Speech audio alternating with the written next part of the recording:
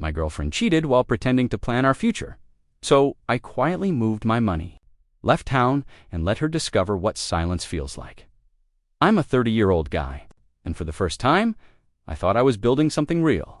For years, I'd buried myself in code projects and late nights, convincing myself that hard work would eventually buy me a future worth living. When I met Alyssa, it finally felt like I'd found what that future was supposed to look like. She was magnetic, the kind of woman who could walk into a room and make everyone feel like they mattered. When she turned that energy toward me, I was hooked. We talked about everything dream house, kids' names, even how we'd travel through Europe once our careers stabilized. She'd lean her head on my shoulder and whisper, "You're my safe place." And I believed her. We moved in together after a year, and for the first time, my apartment didn't feel like a stopover. It felt like a home. I worked long hours as a software engineer, funneling my bonuses and side projects into a savings account labeled Future. She promised she was doing the same. At first, it all seemed perfect.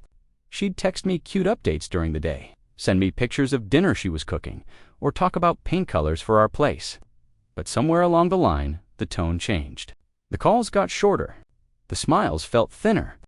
Nights that used to be filled with movies and laughter turned into her sitting on the couch, scrolling her phone with that look half distracted, half irritated like I was intruding when I asked if everything was okay. She'd sigh and say, "You're overthinking again." "I'm just tired." And maybe I was. Maybe I wanted so badly for the dream to stay alive that I ignored how fast it was starting to crack. Still, I didn't know that those cracks weren't random. They were the first signs of something much worse. It started small, the kind of changes you only notice in hindsight. Alyssa used to leave her phone on the counter, face up, even when she went to shower. Lately, it never left her hand. If it buzzed, she'd flip it over or walk into another room, murmuring just a client call. Babe, I wanted to believe her. She worked in marketing and freelanced for small businesses, so the idea of her having clients made sense. But something about her tone, that half-whispered laugh, didn't sound like business. Then came the money talk. One night over dinner, she casually said, "You know, if we're really serious about buying a house, we should move more of your savings into the joint account. It's easier to manage together." Her wording stuck with me. Your savings, not ours. But she smiled sweetly when she said it, her hand brushing mine. And I told myself I was reading too much into things. My gut screamed something was off. But logic, or maybe denial, drowned it out. Every time I tried to bring it up, she'd roll her eyes and say, "You always assume the worst. Don't you trust me?" That question was a trap. I didn't want to be the insecure boyfriend, so I'd back down, apologizing just to keep the peace. Then one night, while walking past the bedroom, I heard her voice through the cracked door, soft teasing. "Yeah, I told him, it's all for our future. You'd be surprised how easy this all is." My chest tightened. My first thought was, she's joking. She has to be. I pushed the door open a little. She hung up instantly, eyes wide. "That was just my friend," she said too quickly, forcing a laugh. "She's playing a prank." I wanted to believe her. God, I wanted to. But as she turned away, still clutching her phone, something in me whispered that this wasn't just a crack, it was the beginning of the collapse. After weeks of tension, Alyssa suddenly shifted gears. It was like she'd flipped a switch. One morning over breakfast, she smiled and said, "You know what I've been thinking about lately? Engagement rings." She spoke lightly, but there was an edge of excitement in her voice I hadn't heard in months. She showed me Pinterest boards, talked about styles she loved, even mentioned the exact spot where she'd want me to propose, a small garden cafe where we'd had our first date. She painted the future so vividly that my doubts started to dissolve. The same woman who'd been distant and distracted was now talking about our forever. One night, while lying on the couch, she traced circles on my chest and whispered, "You're the one, you know. I can't wait to start our life together." Those words hit deep. I wanted so badly to believe they were real. We started taking future photos together, little snapshots. She said would go in our wedding slideshow someday. She'd laugh, kiss me on the cheek, and say, "These are going to look amazing when we're telling our story." The irony of that line would haunt me later. Then came the next suggestion. We should start our wedding fund together. Like, officially, she said it with that playful tone that made it sound harmless. I hesitated, but she was right. If we were serious, it made sense. I transferred a large chunk of my savings into the shared account. She kissed me afterward and whispered, "We're building something real now." But little things started to bother me. The online banking password I always used suddenly didn't work. Receipts from our joint card disappeared. When I asked, she laughed it off. "You're just being forgetful again." Maybe she was right. Or maybe I was being played by someone who already knew exactly what she was doing. It was supposed to be a normal Sunday laundry, grocery run, and a quick check on our wedding savings. But as I scrolled through our joint bank account, my stomach dropped. The statements were littered with transactions I didn't recognize. A luxury hotel downtown, an expensive dinner for two, a jewelry store receipt. The total was staggering thousands. Gone, when I showed Alyssa the list, she barely blinked. "Oh, those," she said too casually. "They're business expenses. My clients expect a certain image, and besides, my company reimburses me." Her tone was smooth, rehearsed. I wanted to believe her, but the math didn't make sense. The dates of the business dinners lined up perfectly with the nights she'd claimed to be working late. I asked, quietly, "Why would your company reimburse a hotel stay in the same city we live in?" Her expression hardened instantly. "Wow," she said, crossing her arms. "So now you're keeping tabs on me. That's what we've come to." I froze. She wasn't defending the charges. She was attacking me. And somehow, it worked. She turned the moment into a guilt trip so seamless it made me doubt myself. "You know," she continued, "you've been really insecure lately. I can't live like this, being interrogated every time I breathe." I apologized. I actually apologized. Told her I trusted her. Told myself I was just stressed, paranoid, too protective. She gave me a cold kiss on the cheek and muttered, "Good. I was starting to think you'd forgotten who I am." But that night, fate refused to let me stay blind. I was checking the weather on my phone when her location notification popped up, something she'd forgotten to turn off after a road trip weeks ago. The dot pulsed steadily on the screen, right over the same downtown hotel. My chest went hollow. For the first time, I stopped making excuses and started realizing I might be sleeping next to a stranger. I didn't plan it, at least. That's what I tell myself. But that night, when her location pinged again at the same hotel, something inside me snapped into quiet focus. I grabbed my keys, threw on a jacket, and drove through the city without a word. The streets blurred past, my heart pounding, not in rage, but in this strange, detached rhythm like my body already knew the truth my mind was refusing to face. The hotel lobby was warm, polished, and softly lit, the kind of place meant for anniversaries or affairs. I stood by a column near the entrance, pretending to scroll through my phone when I saw her. "Alyssa," she was laughing. Not the forced, polite laugh she gave me lately, but a real one. And then I saw him. Tall, confident, his hand resting casually on the small of her back as she leaned into him. My chest went cold. For a moment, time just stopped. Every memory we'd built together flickered through my mind. Every "I love you," every plan, every lie wrapped in sweetness. When her eyes met mine across the room, the color drained from her face. The laughter died instantly. She froze, lips parting in silent panic. I didn't say a word. I just turned and walked out. Behind me, I heard her voice, "Wait, it's not what it looks like," followed by hurried footsteps, the sound of her heels clicking against the marble floor. But I didn't turn back. Not once. Outside, the cold air hit my face, and that's when it truly hit me. Not the betrayal, but the silence. The kind that doesn't explode or scream. The kind that settles deep and sharp, like glass under the skin. I drove home with my hands trembling on the wheel, not out of fury, but clarity. That silence, that eerie, unshakable calm, became the beginning of my revenge. The next morning, she acted like nothing had happened. No mention of the hotel, no mention of the man, not even a flicker of guilt in her smile. She greeted me with a soft, "Morning, babe," kissed me on the cheek, and poured coffee like it was any other day. The performance was flawless, Oscar-worthy. If I hadn't seen it with my own eyes, I might have believed her. For the first time, I realized how easy lying came to her. Every expression, every word, every affectionate gesture, all perfectly placed, perfectly timed. At dinner that night, she laughed at her own jokes, asked about my day, and even played with my hand under the table, like we were still that perfect couple she loved showing off online. She probably thought I'd bottle it up, like always.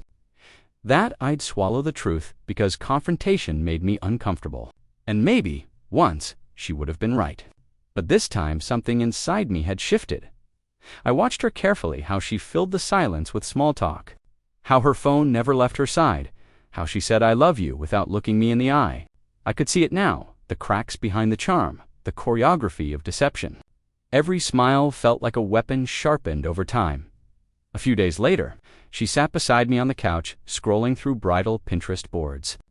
"We should start finalizing things soon," she said casually. "Venues get booked up fast, you know." I smiled back. "You're right. We should plan everything." She beamed, completely unaware that while she was building a wedding fantasy, I was building something else. My quiet exit, no confrontation, no closure, just the kind of silence that would echo louder than any fight. She thought she wore the mask, but what she didn't realize was that I'd just put one on too. It happened on a Thursday night, the kind of quiet evening where you'd expect comfort, not revelation. Alyssa was in the bedroom, supposedly on a video call with one of her bridesmaids. I was in the kitchen, half listening, as I washed dishes, when I caught her laughter drifting through the half-closed door. It wasn't playful this time. It was sharp, almost smug. Then I heard her say it. "Once we're engaged, I'll make sure everything's under my name." He's basically handing me the keys already. I froze. The plate slipped from my hand and clattered into the sink. My pulse thundered in my ears, but I stayed still, holding my breath. Her friend laughed on the other end, asking if she was serious. Alyssa's voice dropped lower, conspiratorial. "Of course I am. He's a nice guy, but naive. Once it's official, half his money's mine anyway." The words didn't just sting. They rewired something inside me. Every lie, every "I love you," every manipulative smile suddenly made sense. This wasn't love.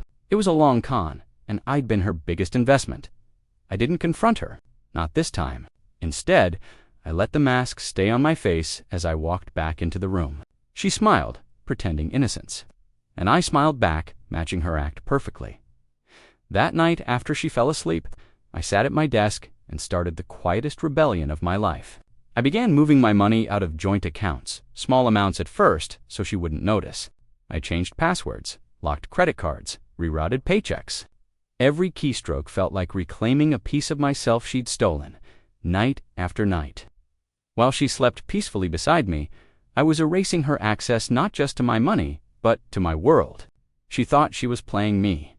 But the truth was, I had already started to disappear. If Alyssa was the actress, I'd become the director. Every word, every gesture, every "I love you" I gave her was rehearsed. I started being the perfect boyfriend again, cooking her favorite meals, sending good morning texts, complimenting her in public. The sudden affection disarmed her. The tension that had clouded our home evaporated, replaced with her usual smug confidence. She thought she'd won me back. She didn't notice that while I was kissing her forehead, I was also signing documents on my laptop. A job offer in another city, 3 states away.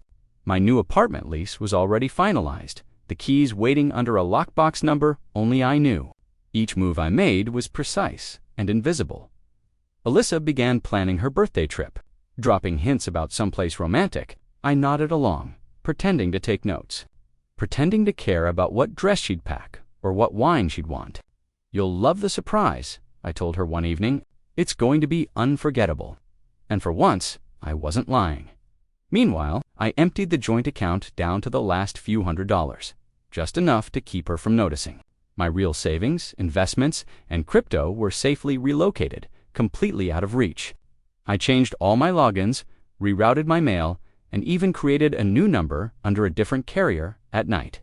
When she snuggled against me and whispered, "You're my forever," I almost laughed at the irony, because by then, my forever was already waiting elsewhere. Small apartment, clean slate, no trace of her name anywhere. The day before her birthday, she kissed me goodbye as I told her to pack for a surprise trip. She squealed, clapping her hands like a child. "You're too good to me," she said. I just smiled, because tomorrow she'd finally learn how silence can feel like a gift and a punishment. That final night felt unreal, like I was haunting my own life. Alyssa had fallen asleep early, curled up on her side, the faint glow of her phone screen still reflecting on her face. I stood there for a long time, just watching her breathe. The woman I'd once believed was my forever now looked like a stranger I'd let into every corner of my world.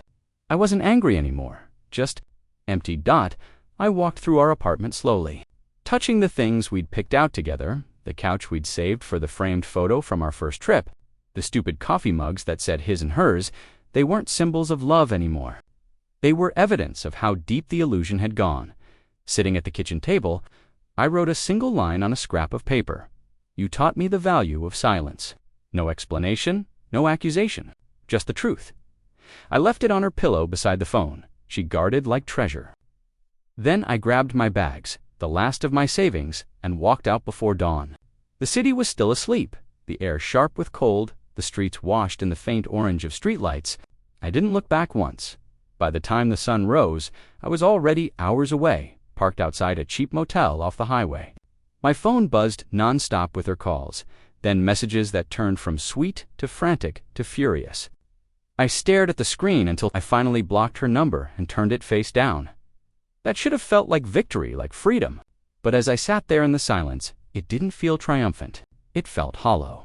Because I wasn't just leaving a woman, I was leaving behind the future I'd built in my head, the one she'd sold me with soft words and easy lies. And for the first time, I had to face the truth. She never loved me. She only loved what I could give her. It didn't take long for the storm to begin. By noon the next day, my phone, the new one, was already buzzing with messages from mutual friends. Alyssa had gone full drama queen online. Cryptic posts about being betrayed, abandoned, and used. Selfies with captions like "Some people show their true colors, too late." The comments poured in sympathy, outrage, people calling me heartless. What she didn't realize was that I'd already prepared for this part. I hadn't just disappeared, I'd left behind receipts. Literal ones. Screenshots of her transactions. Messages. Even that one audio clip where she bragged about getting everything under her name. I sent them privately to a few key people, friends we both knew, the ones who would inevitably defend her. It spread faster than I expected. Within hours, the comments under her posts started to shift. Support turned into questions. Then accusations. Someone asked about the hotel charges. Another mentioned a mystery guy spotted in one of her tagged photos.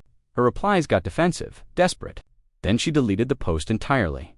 By evening, the silence on her profile spoke louder than any apology could. Her entire persona, the caring girlfriend, the sweet planner, the girl next door, cracked wide open. She couldn't spin this one. Everyone saw through her now. Meanwhile, her messages to me went from pleading to venom. You ruined me. You'll regret this. You think you're better than me. I didn't reply, not once. I didn't need to. Every angry word only confirmed that silence was the sharpest weapon. I could have chosen. She had always controlled the narrative. She used attention like oxygen. But now, the world was watching her suffocate on her own lies, and I was finally breathing again. Weeks passed, and the chaos of my old life began to fade like background noise after a storm. My new apartment was small, quiet, and clean. No framed photos, no fake laughter echoing from another room. For the first time in years, I could breathe without second-guessing every sound. I built a simple routine. Work, cook, sleep, repeat. There was something healing about the normalcy, the kind that didn't demand emotional performance or apology. Alyssa, however, didn't fade as easily. Even from miles away, she tried to claw her way back into my world. New numbers, new accounts, even emails titled, "Please, just one conversation." At first, I read them out of curiosity. Her tone jumped from heartbreak to guilt-tripping to nostalgia. "I miss us. You owe me closure. You didn't have to destroy everything." I never replied. Each message I ignored felt like reclaiming another piece of myself. Sometimes, late at night, I'd scroll through her social media, not out of longing, but observation. Her posts had changed, gone with a couple selfies and my soulmate captions. Now she shared motivational quotes, photos of brunches, and captions about growth and healing. But I could see it, the cracks beneath the filters. Every smile looked practiced. Every new beginning reeked of desperation. The power dynamic had flipped completely. For years, she'd controlled the emotional temperature of our relationship, when we fought, when we made up, when I was allowed to feel peace. But now, she was talking into a void, and I was the silence she couldn't manipulate. I didn't block her. I didn't need to. Silence is louder when it's intentional. And in that quiet, I found something better than revenge, peace. Because for the first time, I got to disappear. And she finally got to feel what that emptiness was like. Months later, the noise of everything she broke had finally gone quiet. The sleepless nights, the racing thoughts, the bitterness, all of it had dulled into something gentler. I wasn't angry anymore. I was aware. There's a strange kind of clarity that comes after surviving someone like Alyssa, not just realizing who they were, but who you became while loving them. I learned that not everyone who says they love you actually wants you to grow. Some only want to stand in your sunlight and call it warmth. I started therapy not because I was broken, but because I refused to carry her damage any longer. My therapist helped me understand the cycle, how manipulation thrives on guilt, and how silence, once used to control me, had become my armor instead. I rebuilt my finances piece by piece, started saving again, not for anyone else this time, but for myself. My new apartment became my reset button. No ghosts, just quiet honesty every now and then. Her name still pops up somewhere, a tagged post, a mutual friend's story, but it doesn't sting anymore. I don't feel hate or nostalgia, just distance, and that distance feels like peace. Sometimes I sit by my window at night, city lights flickering below, and think about the version of me who thought love meant sacrifice. He wasn't weak, just hopeful. He just handed his heart to the wrong architect. If I could tell him one thing, it would be this: you didn't lose your future, you lost the person who was blocking it. And in that realization, everything finally settled. No revenge, no grand speech, just quiet strength, hard-earned respect, and the kind of freedom that only comes when you stop chasing closure and become it.